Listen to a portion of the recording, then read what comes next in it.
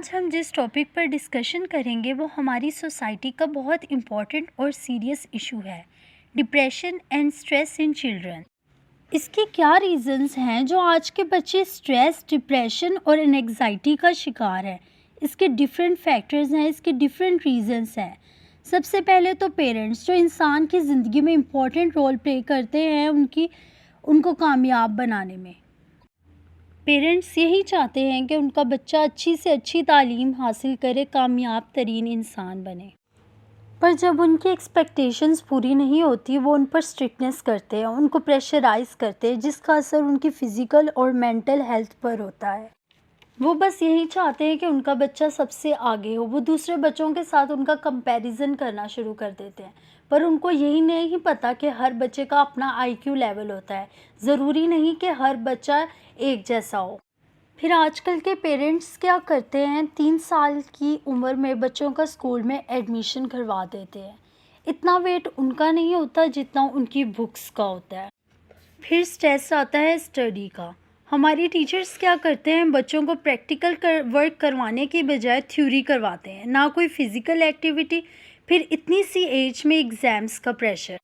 ہر بچے کا اپنا آئی کیو لیول ہوتا ہے۔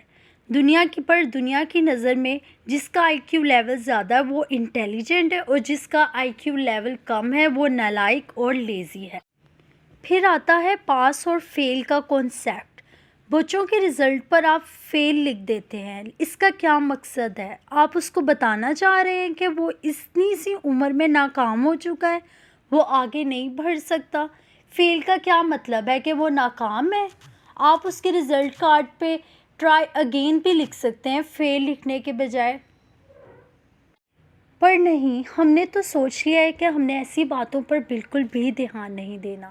بچے جو سوچتے ہیں وہ سوچتے رہے، ان کی مینٹل ہیلتھ پر جو اثر پڑتا ہے وہ پڑتا رہے۔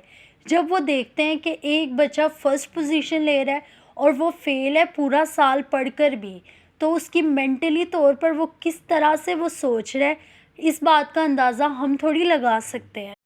اگر کوئی بچہ آپ سے بدتمیزی کر رہا ہے، آپ سے روڈلی بات کر رہا ہے، تو ہم اسے ڈانٹیں گے، ہم اس سے اسٹرکٹنیس سے بیہیو کریں گے۔ ہم یہ نہیں دیکھیں گے کہ اس کے پیچھے کیا ریزن ہے، وہ اتنا بدتمیز کیوں ہو گیا ہے یا وہ اتنا روڈ کیوں ہو گیا ہے، کیا اس کی مینٹلی ہیلتھ ٹھیک ہے، اس کو کوئی اسٹریس ہے، اس کو کوئی ٹینشن ہے؟ پر نہیں، ہم نے یہ بالکل بھی نہیں دیکھنا۔ بچے اسٹریس اور ڈپریشن کا شکار تب ہوتے ہیں جب وہ اپنی بات کسی سے شیئر نہیں کر پاتے، کیونکہ پیرنٹس کے پاس بھی اتنا ٹائم نہیں ہوتا کہ وہ اپنے بچوں کے ساتھ بیٹھے ان سے پوچھیں، نہ ہی ان کی ٹیچرز کے ساتھ اتنی فرینکنیس ہوتی ہے، جس کی وجہ سے بچے ضدی اور روڈ ہو جاتے ہیں اور ہم اس کو بدتمیزی کا نام دے دیتے ہیں۔ اگر ہم چاہتے ہیں کہ بچے ڈپریشن اور انگزائٹی سے اوور کم کریں، اس کے لیے ضروری ہے کہ پیرنٹس اور ایجوکیشنل انسٹیٹیوشنز مل کر ایک ایسا انوائرمنٹ قائم کریں جس میں بچوں کی مینٹل ہیلتھ کو فرسٹ پرائیورٹی دی جائے، ان کی فزیکل ہیلتھ پر توجہ دی جائے۔ If you get more informative videos, don't forget to subscribe and share my channel.